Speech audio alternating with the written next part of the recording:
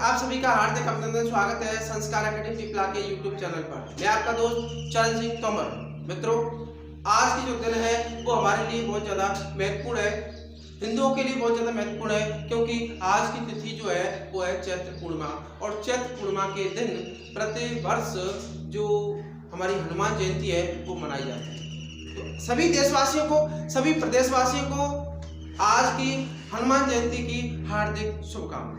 मित्रों, आज हनुमान जयंती के इस पावन अवसर पर हम आपके लिए एक घोषणा लेके आए हैं मित्रों, और वो घोषणा है कि जो हमारी संस्था है संस्कार एकेडमी पीपला, उसकी ऑफलाइन बैच जो है वो प्रारंभ कर दिए गए हैं। और अभी जो बैच चल रहे हैं वो है प्री बीएसटीसी और प्री बीएड के लिए। तो मित्रों, आप अपने नौनिहालों के लिए, अपने बच्चों के लिए, अपनी बेटियों के लिए, अपने बेटों के लिए, अगर आप चाहते हैं कि वो जल्दी से अध्यापक बने, शिक्षक बने, तो मित्रों जरूरी से या आवश्यक रूप से आप उन्हें प्री बीएसटीसी या प्री बीएड का टेस्ट दिलाएं। बीएसटीसी होने के बाद आपको श्योर हो जाएगा कि वो टीचर बनने वाले हैं।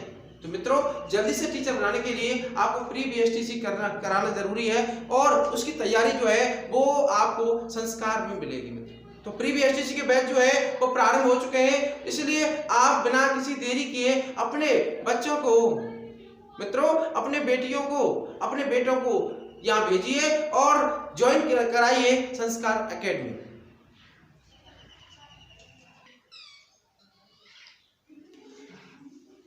तो आज का हमारा टॉपिक है वो है धौलपुर प्रजामंडल और मेवाड़ प्रजामंडल। मित्रों, लेके चलते हैं धौलपुर प्रजामंडल और मेवाड़ प्रजामंडल के बारे में। सबसे पहले देखिए कि धौलपुर प्रजामंडल की जो स्थापना है, हम स्थापना की हम बात करें तो 1936 में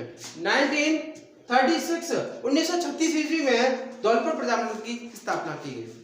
धौलपुर आप जानते ही हैं कहाँ पड़ता है, किस संभाग में पड़ता है। धौलपुर अपने धौरों के लिए, अपने बेहड़ क्षेत्रों के लिए जाना जाता है। धौलपुर आपने देखा है तो होगा ही, और नहीं देखा है तो कभी जाने का मौका मिले तो मित्रों डाकुओं के राज के लिए धौलपुर जाना जाता है। धौलपुर चंबल के बेड़ों के लिए जाना जाता है। चंबल की उत्खात भूमि जो है वो धौलपुर में है मित्रों, और धौलपुर जो है वो भरतपुर संभाग में है। तो धौलपुर प्रजामंडल की जो स्थापना है वो 1936 में की गई थी मित्रों। और संस्थापक की हम बात करें तो कृष्णदत्त पालीवाल। तो कृष्णदत्त पालीवाल के द्वारा धौलपुर प्रजामंडल की स्थापना की गई थी। और ये धौलपुर प्रजामंडल की जो स्थापना है वो किसकी प्रेरणा से हुई थी मित्रों?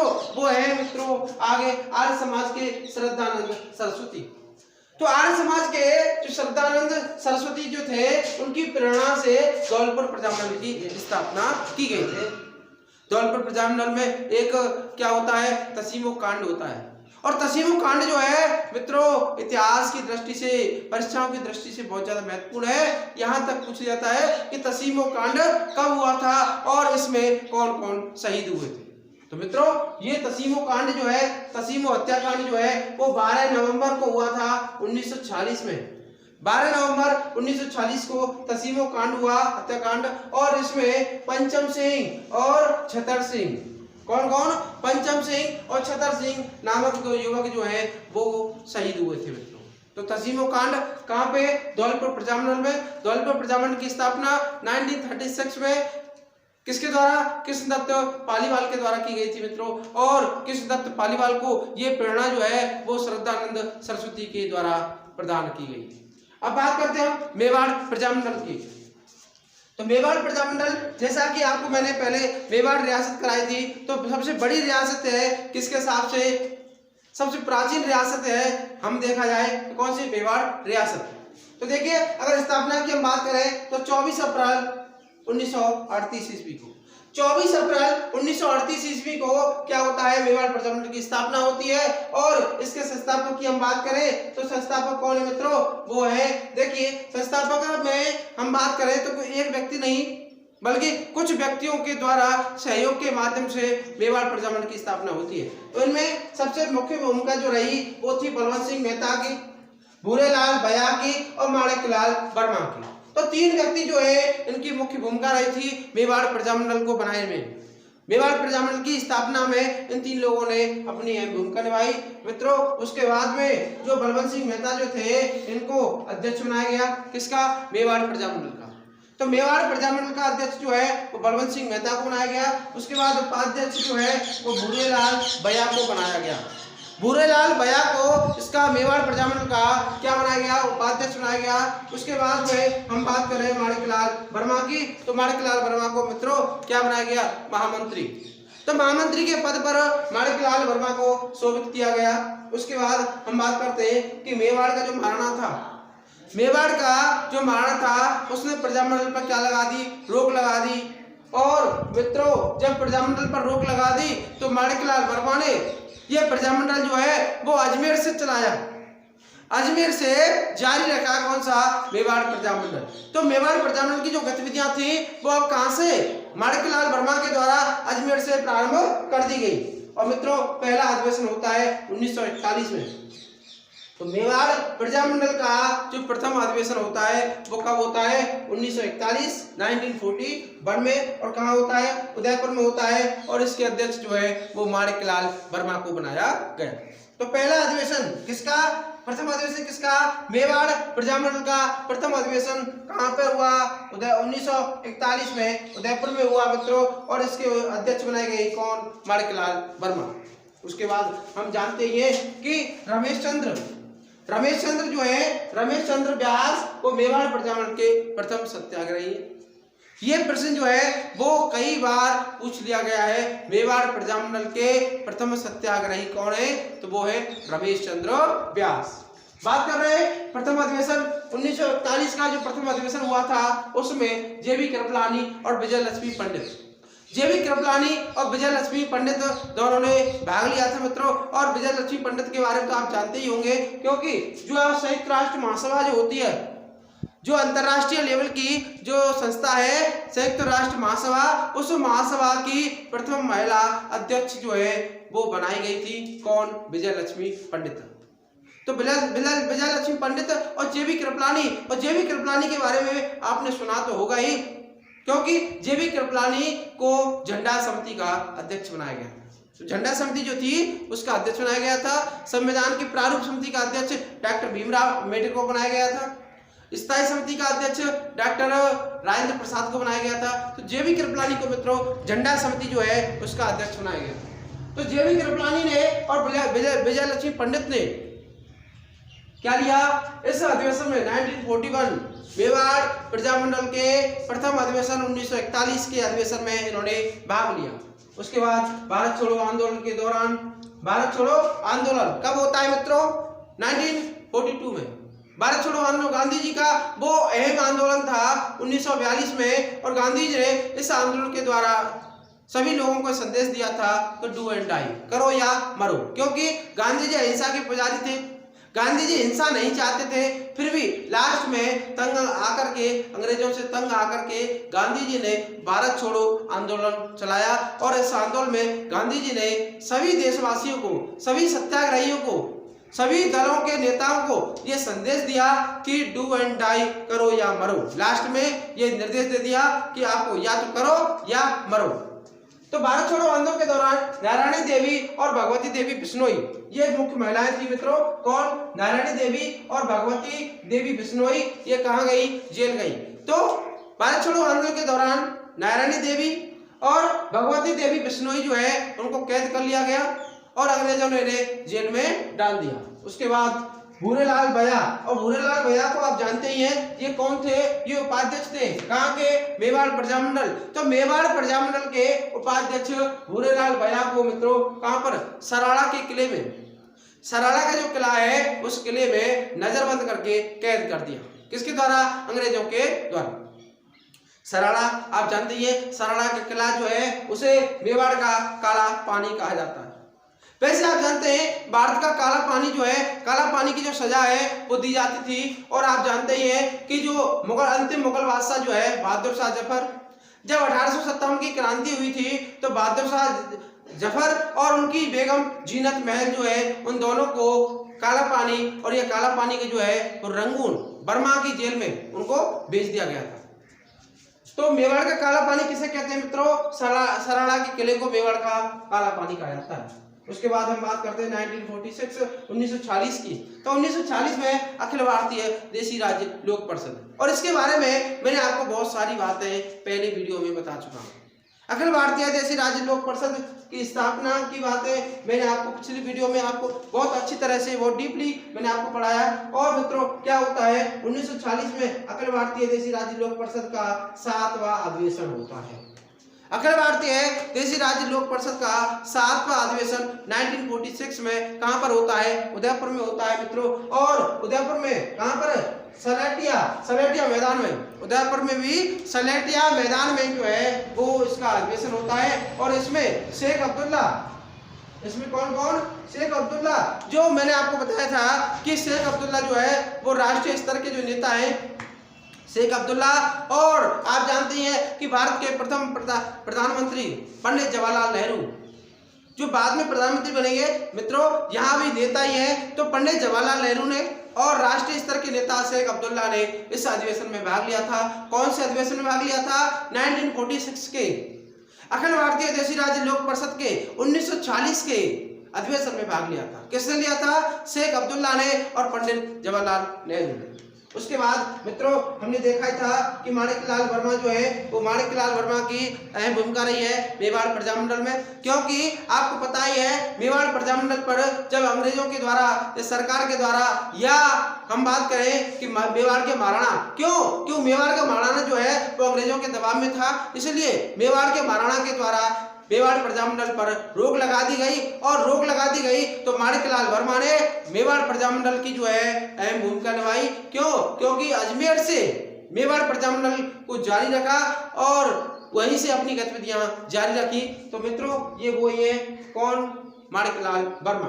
तो माणिकलाल वर्मा की एक पुस्तक है मित्रों मेवाड़ का वर्तमान शासन। माणिकलाल वर्मा की एक पुस्तक है मेवाड़ का वर्तमान शासन। और इस पुस्तक में मित्रों मेवाड़ के महाराणा के प्रति और जो अंग्रेजों की गुलामी कर रहे थे, जो लोग अंग्रेजों के गुलाम थे, अंग्रेजों के कहीं पर चल रहे थे, उनके विरोध में ये बातें लिखी गई मित्रों। और इसमें गांधी जी ने भी इस पुस्तक के माध्यम से अपनी एक नई पुस्तक जो हरिजन वो भी इन्होंने गांधी जी के द्वारा भी लिखी गई थी, जिसमें कि अंग्रेजों के विरुद्ध बातें लिखी गई। और जो मेवाड़ प्रजामंडल की जो विरुद्ध बातें थी वो किसमें? माणिकलाल वर्मा की पुस्तक मेवाड़ का वर्तमान शासन जो है इसमें लिखी गई थी। अगर हम बात करें कि मेवाड़ प्रजामंडल का जो प्रमुख केंद्र था वो कौन कौन था, तो मेवाड़ प्रजामंडल का प्रमुख केंद्र नाथद्वारा और भीलवाड़ा था। तो मेवाड़ प्रजामंडल जो है उदयपुर में चलता था। उदयपुर के बाद में जब रोक लग गई तो अजमेर से, और अजमेर के बाद में उसके बाद प्रमुख केंद्र जो है नाथद्वारा और भीलवाड़ा को बनाया गया। तो मित्रों ये हमारी कौन सी है? धौलपुर प्रजामंडल और मेवाड़ प्रजामंडल। आप इसका स्क्रीनशॉट ले लीजिए।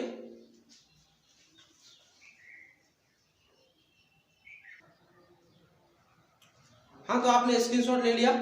अब बात करते हैं हम शाहपुरा प्रजामंडल। तो देखिए शाहपुरा जो है, शाहपुरा प्रजामंडल की स्थापना 1938 में। तो 1938 में शाहपुरा, और शाहपुरा कहाँ पड़ता है मित्रों? भीलवाड़ा में। शाहपुरा भीलवाड़ा में पड़ता है। तो शाहपुरा प्रजामंडल की स्थापना किसके द्वारा की गई थी? कौन उनके संस्थापक थे? तो मित्रों लादूराम व्यास, रमेश चंद्र ओझा। लादूराम व्यास और रमेश चंद्र ओझा के द्वारा शाहपुरा प्रजामंडल की स्थापना कब? 1938 में की गई थी। उसके बाद हम बात करते हैं शाहपुरा प्रजामंडल। शाहपुरा प्रजामंडल जो स्थापना हुई थी वो किसकी प्रेरणा से हुई थी? जिस प्रकार हमने अभी आपको कराया था कि मेवाड़ प्रजामंडल की स्थापना उसे जो हमने प्रेरणा की हम बात कर रहे हैं। तो यहाँ देखिए शाहपुरा प्रजामंडल की स्थापना माणिकलाल वर्मा जी की प्रेरणा से, किसकी प्रेरणा से? माणिकलाल वर्मा जी की प्रेरणा से की गई थी। तो राजस्थान में सबसे पहले उत्तरदायी सरकार मित्रों क्या हुआ था? जब राजस्थान का एकीकरण हो रहा था, राजस्थान का एकीकरण, और राजस्थान के नहीं भारत का एकीकरण चल रहा था। और जब सरदार पटेल के नेतृत्व में एकीकरण चल रहा था तो मित्रों सरदार पटेल ने एक जो राज्य जो थे या रियासतें जो थी उनको छूट दे दी। और छूट क्या थी कि उन्होंने एक निर्णय निकाला कि जिसकी आमदनी कितनी है? 1 करोड़ रुपए से ज्यादा है, और जिसकी आबादी 10 लाख से अधिक है, जिसकी आय जो है, आमदनी जो है वो 1 करोड़ से अधिक, और आबादी 10 लाख से अधिक है वो अपनी स्वतंत्र रियासत बना सकते हैं, ये घोषणा की गई। उसके बाद ये भी घोषणा हुई कि जो राजा हैं वो प्रीवी पर्स के माध्यम से 10 लाख रुपए से कम खर्च करेंगे, यानी ज्यादा खर्च नहीं करना है, 10 लाख रुपए से कम ही खर्च करना है वार्षिक रूप से। तो ऐसा प्रीवी पर्स दिया था या ऐसी घोषणा जो है सरदार पटेल के द्वारा या जो ग्रुप बनाया गया था, जो एकीकरण का जो ग्रुप था उसके द्वारा की गई थी। तो मित्रों सापरा प्रजामंडल जो है उसने सबसे पहले अपनी उत्तरदायी सरकार बनाई। तो सबसे पहले उत्तरदायी सरकार बनाने की जो घोषणा है वो सापरा प्रजामंडल के द्वारा की गई। और सापरा प्रजामंडल ने मित्रों क्या किया था, वहां के राजा सुदर्शन देव जो थे उन्होंने गोकुल लाल असावा को प्रधानमंत्री नियुक्त किया था। सापरा प्रजामंडल के राजा कौन थे, सुदर्शन देव जो है उन्होंने गोकुल लाल असावा को क्या बनाया गया, प्रधानमंत्री बनाया। उसके बाद हम बात करते हैं अलवर प्रजामंडल की। छोटी छोटी रियासतें, छोटी छोटी प्रजामंडल है, इनको ज्यादा आपको दिमाग लगाने की जरूरत नहीं है, क्योंकि थोड़ी सी स्थापना की बात करें, संस्थापक की बात करें और इसके अंदर कोई मुख्य फैक्ट जो है उस मुख्य फैक्ट को आपको बताना है। उसके बाद हम बात कर रहे हैं कि अलवर प्रजामंडल इसकी स्थापना भी कब होती है, 1938 में, 1938 में इसकी स्थापना होती है। और संस्थापक जो है पंडित हरिनारायण शर्मा। पंडित हरिनारायण शर्मा जो है वो इसके संस्थापक है, किसके, अलवर प्रजामंडल के। मित्रों ये प्रजामंडल जो है इसका जो प्रथम अध्यक्ष जो है वो भवानी शंकर शर्मा को बनाया। अलवर प्रजामंडल का प्रथम अध्यक्ष जो है वो भवानी शंकर शर्मा को बनाया गया। और मित्रों अलवर प्रजामंडल ने भारत छोड़ो आंदोलन में भाग नहीं लिया। गांधी जी द्वारा जो आंदोलन चलाया गया था, जो इसकी मैंने अभी आपको बताया कि ये राष्ट्रव्यापी आंदोलन था, भारत छोड़ो आंदोलन, गांधी जी ने इसमें करो और मरो का नारा दिया। तो इस अलवर प्रजामंडल ने भारत छोड़ो आंदोलन 1942 के जो भारत छोड़ो आंदोलन में भाग नहीं लिया। और क्या हुआ मित्रों, ये जो अलवर प्रजामंडल जो बनाया गया था, अलवर प्रजामंडल की जो स्थापना हुई थी वो उसके संस्थापक कौन थे, पंडित हरिनारायण शर्मा थे। और पंडित हरिनारायण शर्मा की जो सहयोग किया गया था वो किन किन ग्रुप ने, किन किन संघों ने उनका सहयोग किया। तो देखिए पहला है वाल्मीकि संघ, ये वाल्मीकि संघ ने। उसके बाद अस्पृश्यता निवारण संघ, ये अस्पृश्यता अनटचेबिलिटी है। उसके बाद अस्पृश्यता निवारण संघ है और आदिवासी संघ। इन तीनों संघों ने क्या किया, अलवर प्रजामंडल को बनाने में अपना सहयोग दिया। उसके बाद हमने देखा ही है कि अलवर प्रजामंडल के प्रथम अध्यक्ष भवानी शंकर शर्मा को बनाया गया। और अलवर प्रजामंडल ने भारत छोड़ो आंदोलन 1942 के भारत छोड़ो आंदोलन में भाग नहीं लिया। उसके बाद हम बात करते हैं मित्रों, ये रहा हमारा अलवर प्रजामंडल। उसके बाद हम बात करते हैं भरतपुर प्रजामंडल। तो देखिए मित्रों हम बात कर रहे थे सापरा प्रजामंडल की स्थापना कब हुई, 1938 में, 1938 में। उसके बाद अलवर प्रजामंडल की स्थापना भी कब होती है, 1938 में। और भरतपुर प्रजामंडल की स्थापना भी कब होती है, 1938 में। तो 1938 में ही भरतपुर प्रजामंडल की स्थापना होती है। और संस्थापक की हम बात करें तो देखिए संस्थापक कोई एक व्यक्ति नहीं है। भरतपुर प्रजामंडल की स्थापना आपको पता ही है कि रेवाड़ी के अंदर होती है। और रेवाड़ी कहाँ पड़ता है वो आपको कमेंट में बताना है। भरतपुर प्रजामंडल की स्थापना में जुगल किशोर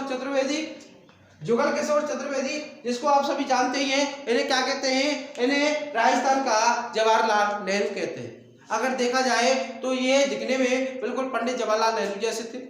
जिस प्रकार पंडित जवाहरलाल नेहरू अपनी पॉकेट के अंदर, कोट की पॉकेट जो होती थी उसके अंदर गुलाब रखते थे, उसी प्रकार पंडित जुगल किशोर चतुर्वेदी जो है, पंडित जुगल किशोर चतुर्वेदी जो है उन्हें राजस्थान का क्या जवाहरलाल नेहरू कहा जाता है। तो जुगल किशोर चतुर्वेदी, मास्टर आदित्येंद्र जिनके नाम से अगर हम बात करें भरतपुर में इनके नाम से एक स्कूल भी है, master Adityendra senior secondary school, जिसे मल्टीपर्पज के नाम से जाना जाता है।